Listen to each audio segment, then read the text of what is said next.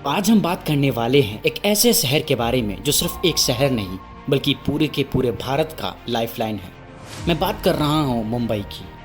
हाँ, वही मुंबई जिसे लोग सपनों का शहर भी कहते हैं, जहाँ एक तरफ बॉलीवुड की चमक धमक है तो वहीं दूसरी तरफ एशिया का सबसे बड़ा स्लम धारावी भी है। जहाँ एक तरफ स्टॉक एक्सचेंज है और दूसरी तरफ डब्बे वाला जो दुनिया भर में मशहूर है। लेकिन क्या आपको पता है कि मुंबई हमेशा से इतना बड़ा और पावरफुल शहर नहीं था, बल्कि ये एक छोटी सी फिशिंग विलेज थी। और क्या आपको पता है कि मुंबई 7 छोटे छोटे आइलैंड से मिलकर बनाई गई है। मुंबई असल में छोटे छोटे 7 आइलैंड्स का ग्रुप हुआ करता था, जिसमें कोलाबा, लिटिल कोलाबा, बॉम्बे आइलैंड, मोजाउन, पारेल, महिम और वर्ली शामिल थे। ये आइलैंड्स पहले फिशिंग विलेज हुआ करते थे, जहां मोस्टली कोली कम्युनिटी रहती थी। फर्स्ट सेंचुरी के आसपास यहाँ पर बुद्धिस्ट इन्फ्लुएंस हुआ करता था। एलिफेंटा केव्स और कन्हारी केव्स उसी वक्त बनाए गए थे। आप अगर कभी संजय गांधी नेशनल पार्क गए हो तो कन्हारी केव्स जरूर देखा होगा। वहाँ की पेंटिंग और रॉक कट आर्किटेक्चर दिखाती है कि ये एरिया एक समय पे बुद्धिस्ट लर्निंग सेंटर हुआ करती थी। 9th से 13th सेंचुरी में हिंदू इन्फ्लुएंस बढ़ने लगा जब सिलहारा डायनेस्टी ने यहाँ पर रूल करना शुरू किया। इसके बाद मुंबई यादवास ऑफ देवगिरी के अंदर आ गया। दोस्तों, समय के साथ मुंबई एक इम्पॉर्टेंट स्ट्रेटेजिक लोकेशन बन गया, क्योंकि मुंबई समुद्र के बिल्कुल पास था। ट्रेडिंग करने का एक परफेक्ट स्पॉट था।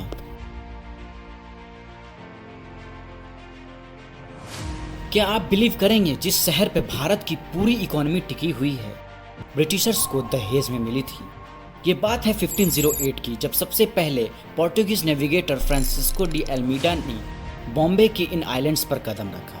और तब यहाँ गुजरात के सुल्तान बहादुर शाह का रूल हुआ करता था।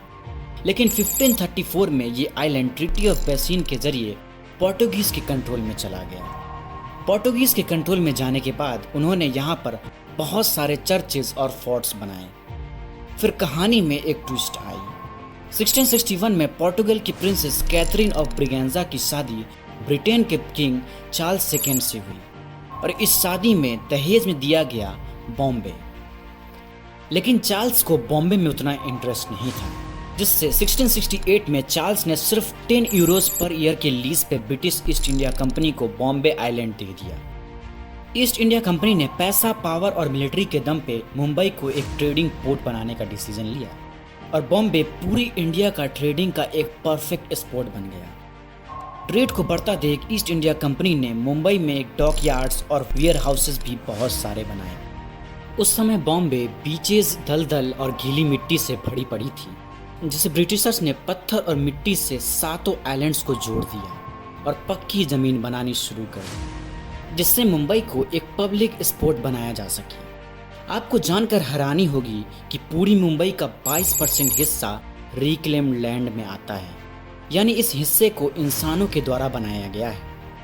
इसके अलावा इंडिया में पहली पैसेंजर ट्रेन को भी ब्रिटिशर्स ने 1853 में इंट्रोड्यूस किया था, जो कि बॉम्बे से थाने तक चली थी, वो भी सिर्फ 34 किलोमीटर्स। बॉम्बे सिर्फ ट्रेड और बिजनेस का हब नहीं रहा है, बल्कि ये इंडिपेंडेंस स्ट्रगल का भी बड़ा केंद्र रहा है। और यहीं से 1942 में क्वाइट इंडिया मूवमेंट की भी शुरुआत हुई थी। दरअसल बॉम्बे में टेक्सटाइल वर्कर्स पर बहुत अत्याचार हो रहा था, जिसकी वजह से वर्कर्स ने जबरदस्त स्ट्राइक्स और प्रोटेस्ट किया और अंग्रेजों के खिलाफ एक आवाज़ उठाई। और 1947 में इंडिपेंडेंस के बाद 1960 में स्टेट ऑर्गेनाइजेशन के तहत बॉम्बे को महाराष्ट्र का कैपिटल बना दिया गया। इसके बाद माइग्रेशन स्टार्ट हुई। हर जगह से लोग काम के तलाश में बॉम्बे आए, और बॉलीवुड की शुरुआत भी इसी दौरान हुई थी। फिल्म इंडस्ट्री की वजह से बॉम्बे दुनिया भर में फेमस हुआ। डब्बे वाला सिस्टम भी मुंबई में 1960s के समय से ही शुरू हुई थी, जिसकी कहानी आज भी हार्वर्ड बिजनेस स्कूल्स में बच्चों को पढ़ाया जाता है।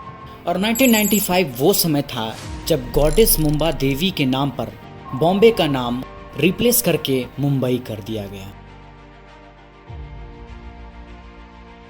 दोस्तों, इतने सारे कारनामे के बाद बॉम्बे संभला ही था कि 1955 में मुंबई के डोंगरी में पुलिस कांस्टेबल के घर दाऊद इब्राहिम कास्कर का जन्म हुआ। उसके पिता जितने ईमानदार थे बेटा उतना ही बड़ा स्मगलर और गैंगस्टर था। दाऊद ने शुरुआत में हाजी मस्तान और करीम लाला जैसे डॉन के लिए काम किया, लेकिन दाऊद की आंखों में बड़ा सपना था।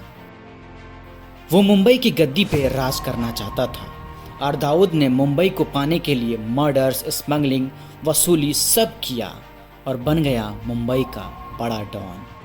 वो सिर्फ गोलीबारी और गुंडागर्दी तक ही सीमित नहीं रहा, बल्कि business, real estate, film industry, यहाँ तक कि क्रिकेट तक को भी अपने कंट्रोल में करने की कोशिश की। दाऊद की उल्टी गिनती शुरू हुई जब 1993 में सीरियल ब्लास्ट हुआ, जिसमें 250 से भी ज़्यादा लोग मारे गए और इन्वेस्टिगेशन में दाऊद का नाम सामने आया। इन्वेस्टिगेशन के तहत पुलिस ने धीरे धीरे दाऊद के सारे नेटवर्क्स को तोड़ना शुरू कर दिया। टूटते हुए नेटवर्क को देखकर दाऊद मुंबई छोड़कर दुबई भाग गया। आज मुंबई एक ग्लोबल फाइनेंशियल हब है, जहां सेंसेक्स डिसाइड करता है कि भारत देश का शेयर मार्केट कैसे चलेगा और बॉलीवुड डिसाइड करता है कि देश कैसे एंटरटेन करना है। आज मुंबई में हर रिलीजन, हर कल्चर के लोग रहते हैं और फिर भी एक मुंबईया स्पिरिट आज भी लोगों को जोड़ कर रखती है। वीडियो अगर पसंद आए तो वीडियो को लाइक ज़रूर करना और नए हो तो चैनल को सब्सक्राइब ज़रूर करना, क्योंकि ऐसी ही वीडियोज़ मैं बनाता रहता हूँ।